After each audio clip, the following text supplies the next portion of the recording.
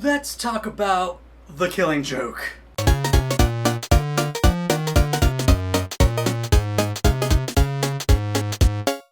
Welcome to another episode of Geektoid. If you're a returning subscriber, I want to say thank you so much. You might actually see something a little different. Today I'm actually using natural daylight, just filtering in through the room just because it's such a beautiful freaking day out. I decided just to let it all in. It's also freaking hot. That said, I just came back from watching Batman: The Killing Joke. Kevin Conroy and Mark Hamill are the definitive Joker and Batman. No freaking question. Since the Batman animated series from the 1990s, they are just knocking it out of the park. From the Arkham games to even this movie. They are so iconic in those roles that you... I love them. I love them. But what did I think of this movie? I want to say it's good. I want to say I liked it a lot. But there was a prologue part. You see, the movie is only about an hour and 16 minutes. I love The Killing Joke, and I love Alan Moore. It's a very short graphic novel. It's probably one of the shortest, sweetest graphic novels ever made, but it's a very short graphic novel. So they had to add something to make this kind of a feature-length film, and so they added this unnecessary prologue. The prologue, which is about 20 minutes, involves Barbara Gordon, and she is having a struggle, like her personal feelings towards Batman and her professional feelings towards Batman. It is such an unnecessary prologue because the rest of the movie, which is a direct adaptation of the Alan Moore classic, doesn't make sense to the prologue that they eventually told. I don't understand why that sequence was in there. Because although what happens to Barbara Gordon by the Joker later in the film, it's not a Barbara Gordon story. It is a Joker story. So maybe if that prologue sequence was a continuation of the Joker story, it would have been fine. I would have been happy. It would have been like...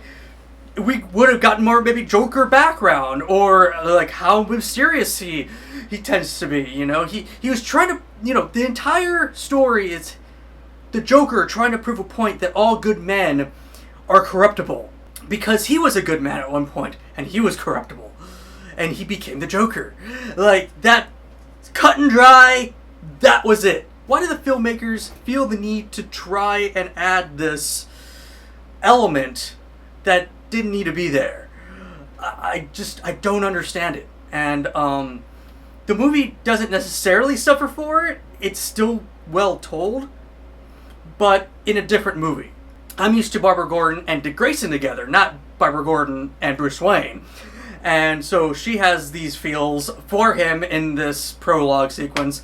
And then there's this weird sex scene between them, and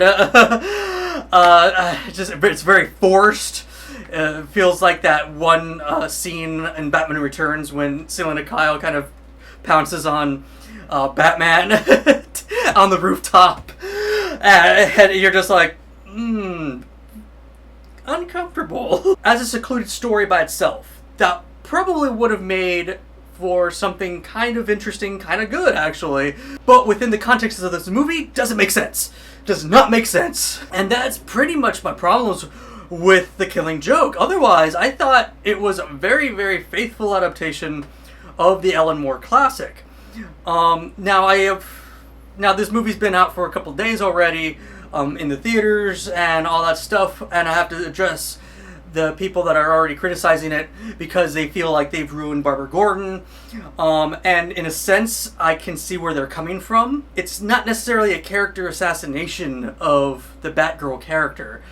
It is more of a separate story mixed in to the wrong story. It is very much in the From Dusk Till Dawn mentality.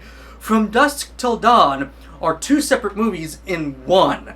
It is a heist movie that is excellent, and it's also this vampire movie, which is also excellent. But the two combined, it's kind of a weird mix-up because it doesn't make... The first part doesn't make sense with the second part, and when you put them together, it's just disjointed. And as much as I like From Dusk Till Dawn, I like them as two separate things. things. I like the Gecko Brothers in one segment, and I like the vampires in the second segment.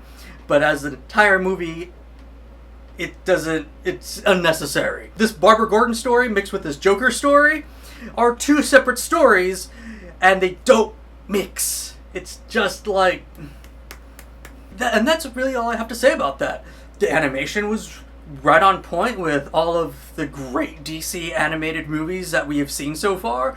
The voice acting, superb. I cannot stress enough how much I love these characters and the people that portray these characters through just their voice. And Mark Hamill just knocks that out of the park again. Guys, thank you very, very much for watching. If you like this or any of the other content, please like and subscribe. And if you saw The Killing Joke, let me know what you thought in the comments below. And until next time, live long and geek on.